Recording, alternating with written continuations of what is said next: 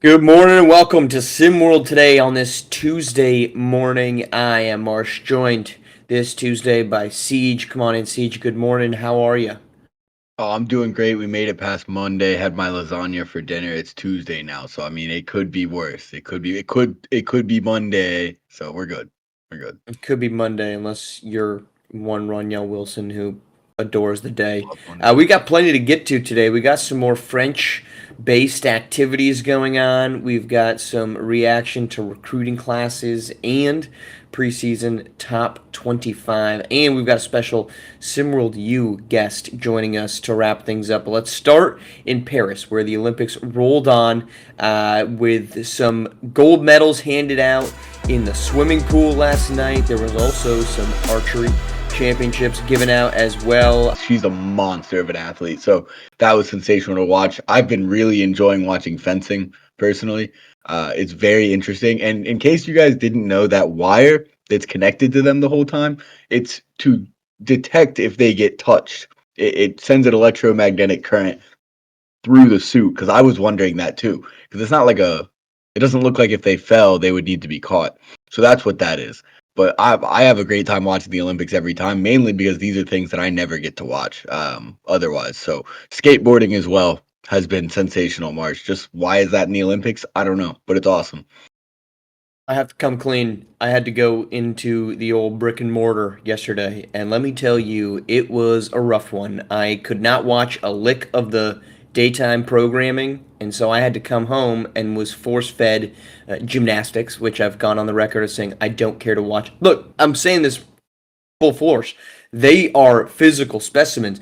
I just don't care about watching it. I just am not interested in it. Like you're talking about fencing, lock me in. I missed an archery final yesterday where Korea men took gold. They take the sweep in the 10-meter archery. I mean, come on. This is absolutely riveting stuff to your point about being unable to watch this type of content normally. I don't the swimming I'm here for the swimming. Swimming was good. But it's big media just force feeds us during primetime programming what they think everyone should care about. And I just flat out disagree. I want to see, I also see in US based productions, it's all USA. And I think it skews our worldview of some sports because fencing, to your point, very entertaining. But outside of the women, we aren't really that good. The United States of America, archery, forget about it. Like we're not even sniffing the podium. Rifling or shooting, I mean USA for all of our gun nuts, we can't even get near the podium. Korea and China are dominating us there in air shooting, so which maybe that's why. But anyway, it's great stuff. My big takeaway yesterday was the finish to, I think it was the women's 100-meter freestyle race was O'Callahan came back and beat, I can't remember the Australian counterpart who just dominated Katie Ledecky earlier in the Olympics. The finish was just awesome. And that's kind of it. Like with so many sports, Siege, you get so many guaranteed close endings. It really is peak television. I mean, the Olympics, to be honest, I forget about the Olympics in the years between the Olympics, but it's sensational. Every time I hear the Olympics is coming back up, it's great competition. It really is the quintessential just bunch of athletes competing at the top level. And I got to see Snoop carry a torch this year. So it's peak television. It's peak competition, and I'm really loving it, and I don't want it to end. Nope, me neither. We've got 12 days left. We run till August 9th. It's not So enough. it's not. But you know what? Because we don't get it all the time, it makes it that much more sweet and delicious to enjoy. Let's head over to some rankings where the preseason top 25 by the sports panel was announced. Miami comes in at number one, Duke, number two, Houston, Rutgers, Kentucky round out the top five there. Siege, a list with plenty of question marks on it. UConn at number 13 in the top 25. Missouri sneaks in there at number 25. Villanova, I thought who was kind of underrated across all facets, ends up at 23. Your takeaways, what stood out to you from this top 25? I mean, my first reactions are the UConn one stuck out to me a little bit. especially bringing nominations to Paris for Reed on top of the fact that they've made the national title game 2 years in a row. But and then I think Oklahoma is maybe who I would have switched them with. Yes, they brought in Suno and they already got Jace Miguez, but I think maybe that was a bit high for them off the rip. The other one, you mentioned Missouri already. That could have been a give or take. I think they did it to create hype, but it's we saw Jaffet carry a team in SimWorld Prep. Maybe they're assuming he can do it in SimWorld U. I've heard a lot of complaints about UNLV's position. I think 21 for UNLV is actually one of the spots that they got right on this list. If anything, I think UNLV is lucky to be in the top 25. The only thing carrying them in the preseason rankings to me is that recruiting class they brought in, and it's a great recruiting class, but it's so unproven. I'm not sure how you can tell me you think UNLV should be any higher than that when their best players or their impact players, so to say, are all guys who have not yet played in SimWorld U. So, all in all, are there some things I think could be moved around in this list? Yes, but I think people got to remember this is just a preseason top 25. This is this is the SP just saying this is who our top 25 is. And it shouldn't mean anything to these teams. And I hope none of the players are taking it as rat poison. Well, and that to that point on UNLV, to the same vein, it's Rutgers, right? I mean, that Yeah. wasn't a good basketball team last season. They were fine. They weren't top five. Um, I think I'm really happy to see my New Mexico Lobos in there. Big shout out Ireland early. I have been on that train since the moment he signed with them and took all the flack in the world for not joining a Power Five school. Doesn't matter. He's in the top 25. He's in the top 20. We got three Mountain West schools represented as Gonzaga's making the switch from the West Coast to the Mountain West Conference, which only adds that. And they're probably a little underrated too. They were I think a top 2 seed during basketball bedlam, now hoops hysteria. Kind of an underranking of their capabilities. So. To your point, though, top 25, it's preseason. It's not really the end of the world where these guys sit right now because it doesn't matter after like 3 weeks of the season, right? Once we start getting an idea of who these top teams actually are, and then we can start judging, let's say Michigan beats Tennessee, is that actually a good win for Michigan, or is Tennessee not as good? I think Tennessee is good. I'm not here to misconstrue that, but the point remains. This really only matters for early season matchups, and then we start to figure out, okay, who's who and who's of value. Let's head now, as we're trying to move quickly to make plenty of time for our fourth segment. Let's head to the SimWorld U rankings, recruiting rankings, released by ESPN. Part 5 came out. That would be the top 5 classes in the nation: Davidson, North Carolina, Miami, Duke, and Rutgers. There's a lot to unpack there, so I'm going to let you do it first, Siege. Your thoughts on this top 5. I think it's, usually recruit ranking classes are done kind of by a point system based on, what recruits you got and the stars of them. I think North Carolina got a lot of credit for being in the top 5. It is a good recruiting class. Do I think Is it's it? top?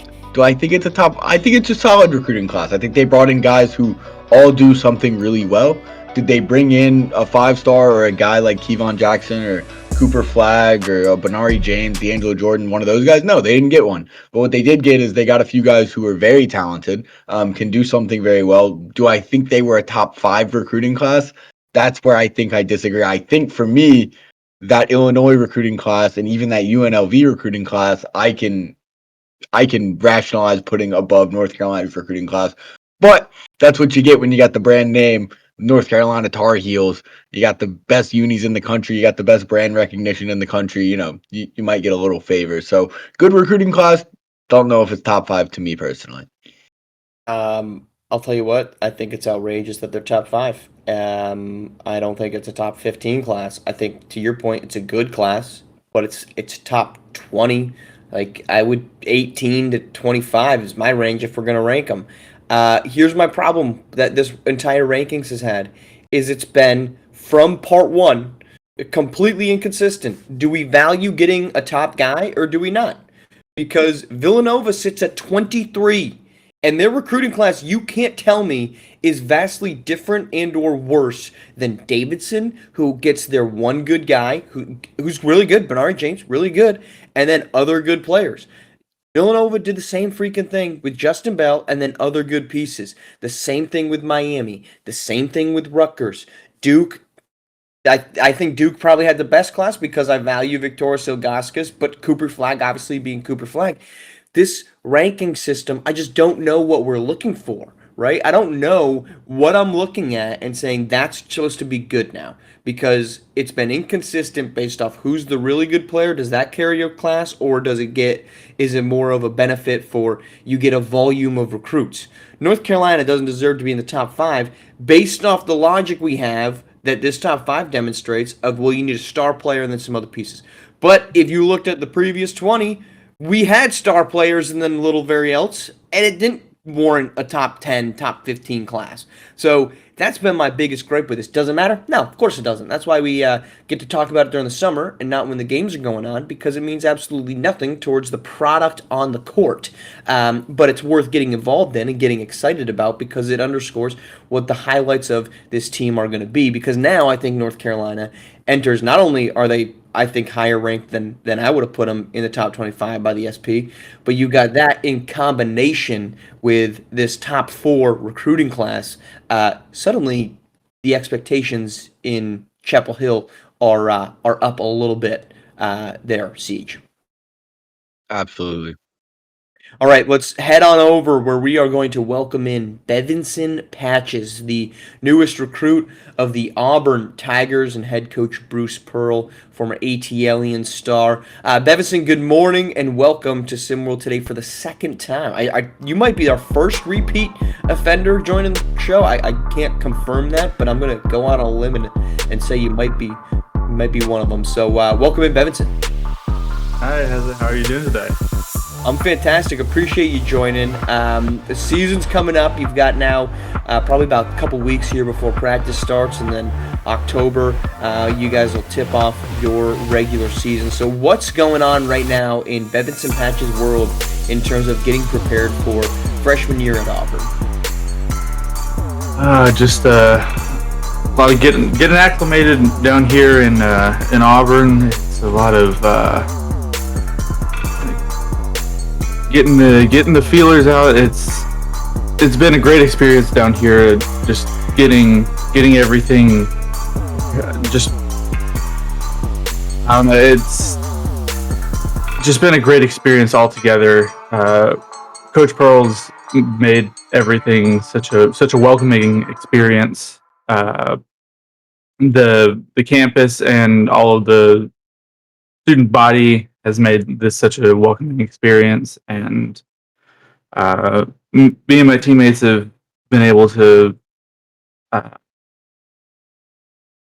get out and hit the gym. We've been working on putting up some workouts together, getting ready, working on some plays, and just getting ready to take the SEC by storm.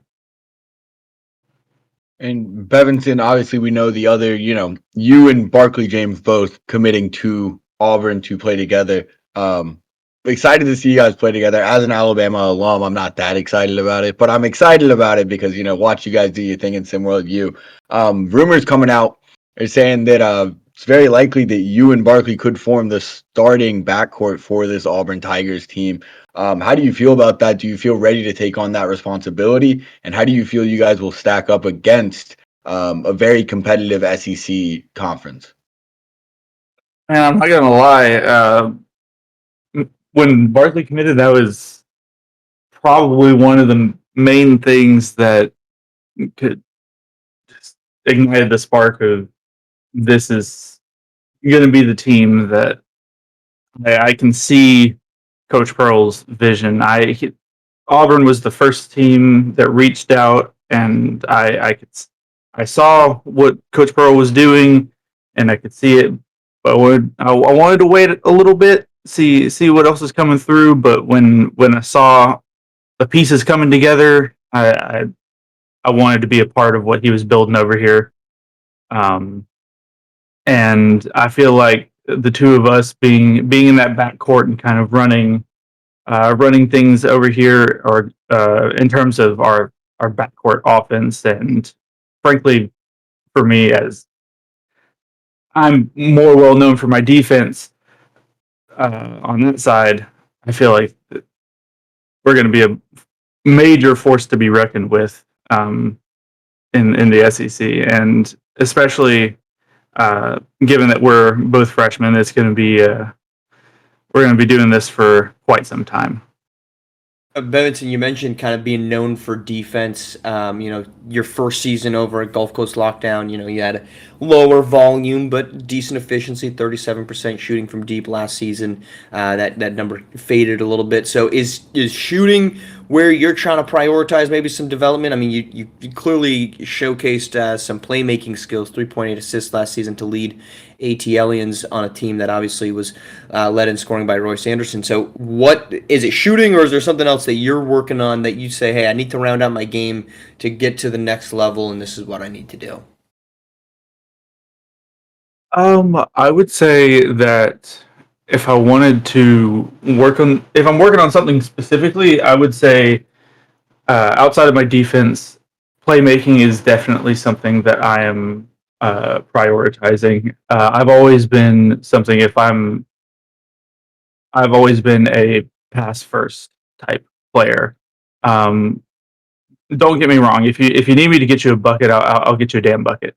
But I've always been big about wanting to feed my teammates and make sure that they have the best opportunity to score, and I want to put them in the best position possible to help our team. And I feel as if my playmaking ability and my offensive creation from a passing standpoint is I feel like I am solid in that aspect, but it's still something that I can improve on, and that's something that I have been working on, and especially something that Barkley and I have been working on since I have been here, and something that I will continue to be working on. All right. Well, look, Bevinson, we appreciate you taking the time to join us. Best of luck at Auburn. Best of luck on the development. We look forward to seeing you guys in action come October. You, Barkley, and the rest of the Auburn Tigers. So, Bevinson, thanks a lot for joining us. That is our show here. We are going to be back tomorrow morning. JK will hop in the booth, take the hot seat away from Siege. And we will get rolling on plenty more to talk about for sure. So to Bevinson Patches, thank you for joining us. For Siege, thank you for, as always, coming on here on these Tuesdays. And thank you for tuning in here on SimWorld TV, the only place you can see the game, be the game.